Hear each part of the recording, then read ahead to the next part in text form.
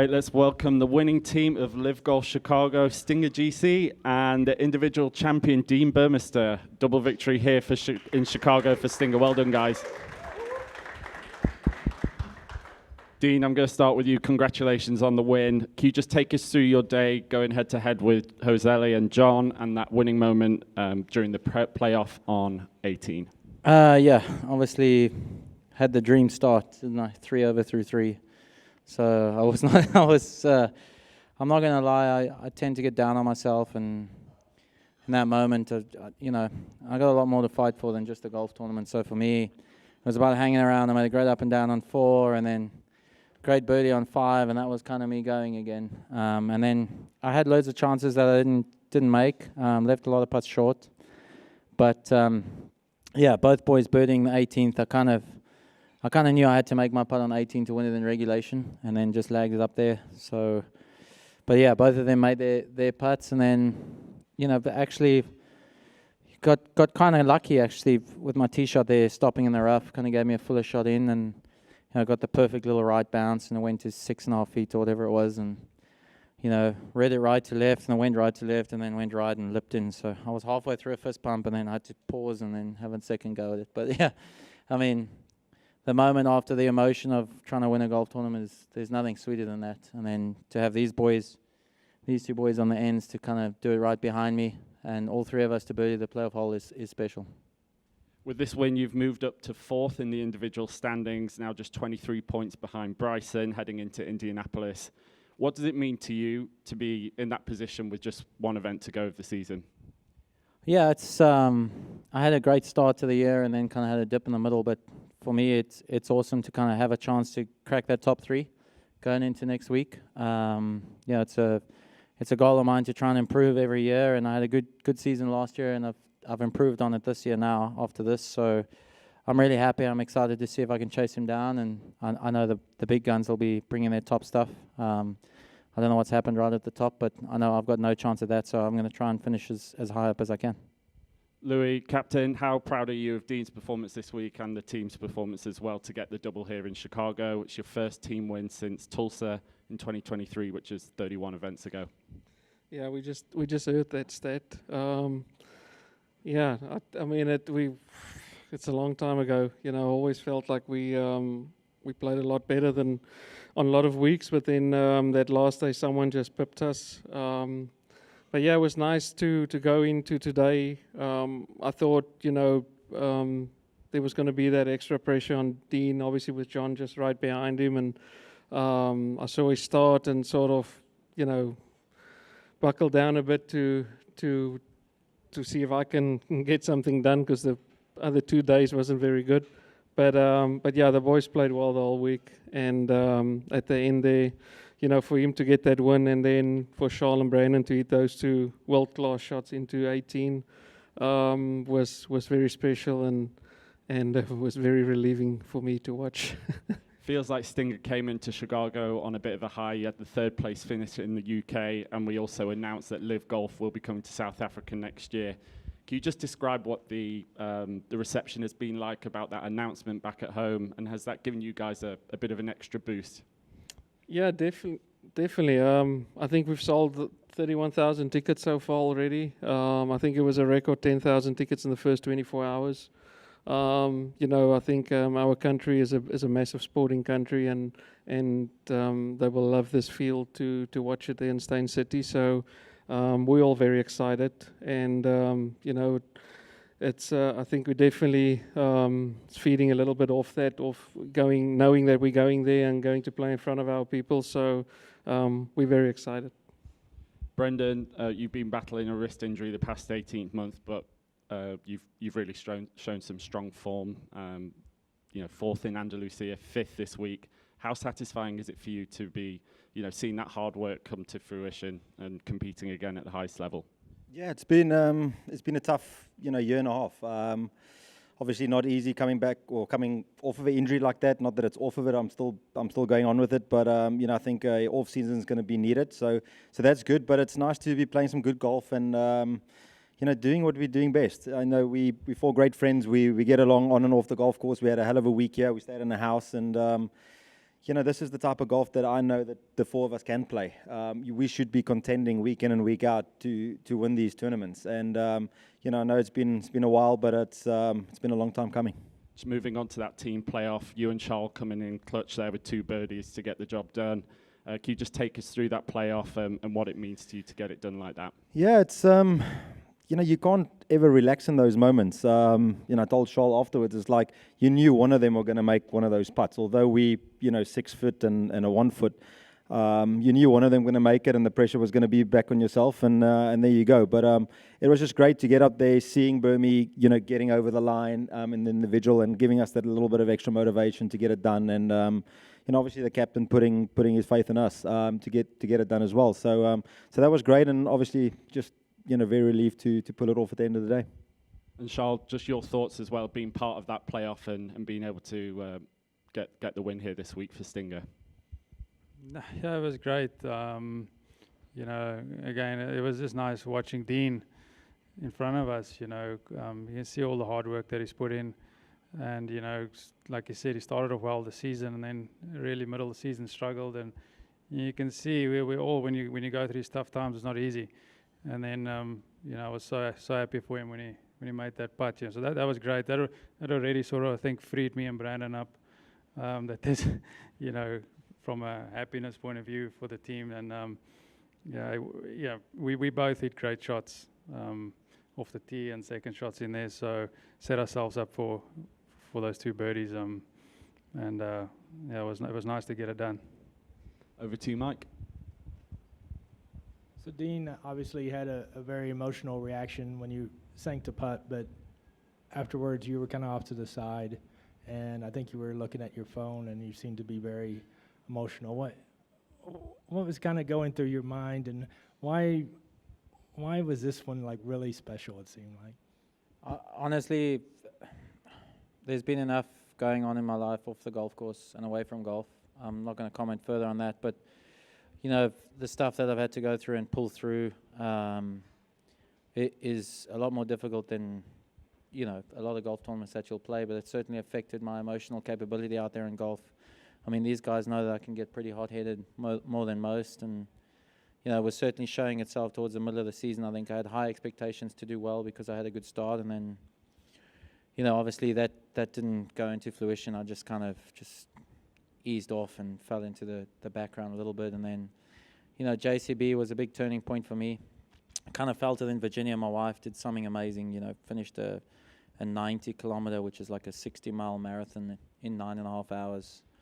And, for my wife to be able to go through what she's put her body through and achieve her goal like that was special, and that kind of put things into perspective for me and what I had in my mind and what was really going on off the golf course and on the golf course. And then for her to achieve that really kind of changed my life in a little way, and that drove me to want to do the same for them, for her and my kids. And that's what today was about, because today was not easy.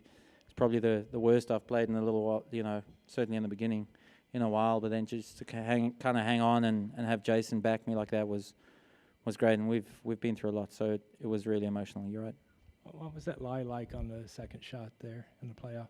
I mean, the grass was growing with me, so that helped a lot. But it was certainly down there. I mean, this rough is no joke. They certainly growed up, and it kind of flattens on a lot of the lies around the green, so you can get anything around the green. But if you miss a fairway here, I missed the fairway on 2 today, just left, a couple of yards left, and I was struggling to get that on the green, with a gap wedge in my hand. And then, that one, luckily, it's a lob wedge, a 60-degree. There's a bit of luck in it, but I honestly hit the best shot I could, and it pitched exactly where I wanted. So, I sit here with this, but could have turned out different. And Louis, how difficult was it, or maybe it wasn't that difficult, to not pick yourself for the playoff? It was very easy. Me and Dean actually said after Australia, I said, okay, that was our chance, and we had a good opportunity on the first hole, and we both missed our putts. So the next one is Charles and Brandon. And then I played with them, and I knew that was going to come down to a putt on the last hole. I knew they were reading the greens pretty good. They're rolling it very good. And they actually took that fun part out of it by hitting two unbelievable shots into there. I mean, Brandon still had a tricky little 6-footer. But I just thought, I was a bit all over the place this week. I played better today, but I know Brandon's playing very well, and I know what player Charles is. So it was actually at the end a very, very easy decision. If Dean could have just saved us all by making the putt on the regulation, then it would have been a lot easier. But yeah, We might have lost it. no, we 1 by 1 then if you made it. Oh. I didn't work that out. Just sports school. And you guys were talking about the house that you shared this week, and Dean told us yesterday that the last time you did that was when you won in Tulsa. So my question is, why don't you do that more often? I think they're already looking at houses next week. I don't know. It's just the way it worked. But I don't know. No idea. It's tough when we got the families, you know what I mean? When the families travel, we'll need a 12-bedroom house for everybody. So This is Kinda one of the limited. few weeks where it's actually just the 4 of us. I had my daughter here with me this week, but most weeks we got some family coming on the weekends or something, and then it gets, you need to get a really big house and it gets a lot crowded. So what's, for all of you, what's it like in that house? Like, who's the brewmaster? And does that help when you're all together? Louis cleans up pretty good, so he's in charge of that, packing the dishwasher, that sort of I stuff. felt like looking after 3 kids this week. I'm not allowed to braai. That's what I've been told. I'm not allowed Louis, to he's braai. the best eater, no, we all had our turns, but no, it was great. It's just nice having the banter, and we had the fire on every night and cooking and that sort of stuff. So it's been great. Just sitting around the table. We were watching Rugby World Cup videos a couple of nights ago, some Afrikaans music going, these sort of things. But it's just nice to have the 4 of us together. Charles, you want to weigh in on the house? I actually didn't do much this week. These guys looked after me. Louis cooked well, Brandon cooked, myself and Dean. We made each other coffee. Yeah, we were the coffee guys. No, it was a very easy week for me, actually. And my last question, Dean, so yesterday you were joking that you would have to learn Spanish because you were playing with Ram and Josele. You beat Sergio in the playoff, obviously, so you've beaten 3 Spaniards in the 2 playoffs. Maybe they need to learn Afrikaans? I can teach them a few words they need to know if you want, but I suppose that's just coincidence more than anything else. But honestly, today, to go head-to-head with Ram, I've been head-to-head with him twice before and kind of lost out both times. I think Neiman came out on top once in Mexico, and then actually a long time ago when he was just getting out of college, I played against him in Dubai, second to last group where he won. So yeah, I know what it's like to be on the other end of that. But yeah, 2 phenomenal players. That kid Ballesteros got some game, that I will tell you. He's got some serious game. He showed some nuts today. His shot in 17 was no joke.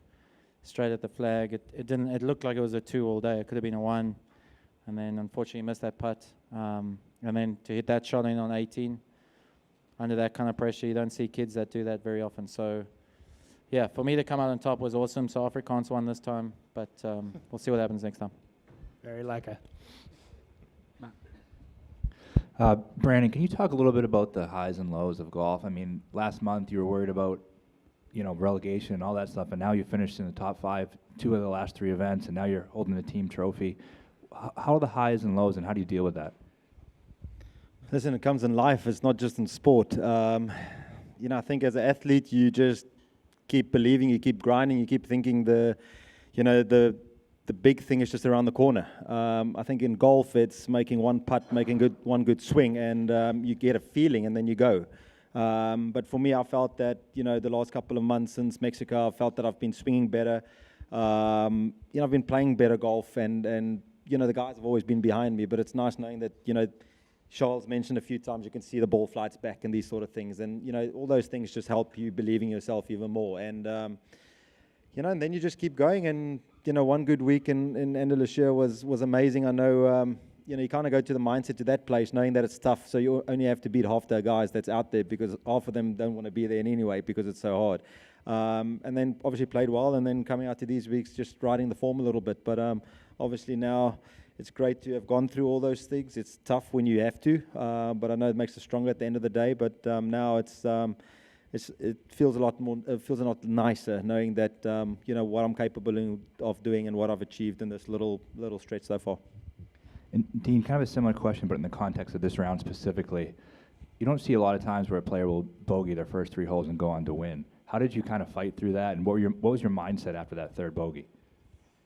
Honestly, on the first, I thought I hit a beautiful second shot in there, and then 3-putted, and then second hole, kind of got 2 bad lies in a row and made bogey, and then the third hole, honestly hit the wrong third shot, hit the wrong wedge shot in there, and spun back, and then 3-putted again, and I was like, I don't really feel like I've done too much wrong, but at the same time, you're kind of disheartened.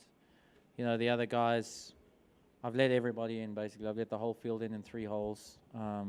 Walking to 4th tee is a nice long walk, so I was able to kind of just stand there and think about it. I was still tied for the lead. Like, I could have been in that position starting the day and still be in that position. So that's the kind of mentality I had to have, and said, I'm still tied for the lead. Let's just hang around. Let's try not give up the lead. Let's just keep going. And then, I had an okay shot on the next, got it up and down, hit a really good chip out of a tough lie, and then birdied the next, and it was kind of, I took a brave decision, hit driver off that tee, and then made a nice putt, and that was kind of me going. I started to hit some really good shots from there. Still missed a ton of putts, but I was giving myself chances instead of really struggling for pars. And then, I always told myself if I can try and get back to even for the day, and then we'll see where we stand with the last few to go, because I have played the back 9 well all week, a lot better than I played the front. So, for that, that amount of patience for me to have that was something I don't normally have. So I was really proud of that. And then the last thing, in the playoff hole, do you feel like you almost had an advantage being in the rough? Because Josele was in a perfect spot, and he had a short wedge, obviously, and he spun it too much. Coming from the rough, the ball didn't spin. It trembled right up to where you needed it to go. Did that, in retrospect, maybe an advantage? Yeah, I think in regulation, I was expecting my shot in regulation. I needed to pitch it a couple on, and it would release. I know it rained a little bit, but I didn't know how much it rained on that green, for instance, because where we were, we didn't really have that much rain. The course was kind of still firm, and then when we got to 16, 17, 18, those greens were all really soft. So I was actually expecting it to, downwind to kind of release my first pitch shot, and it didn't. So when I saw it in the rough, I knew I didn't have to worry about spin too much. It was just more about the number and getting contact. So to have the grass kind of growing with me helped a lot, and then to pull off that kind of shot was special. Thanks. Congratulations. Thank you. Do we have any more questions? All right. Thank you very much, guys. Congratulations again, and see you in Indianapolis.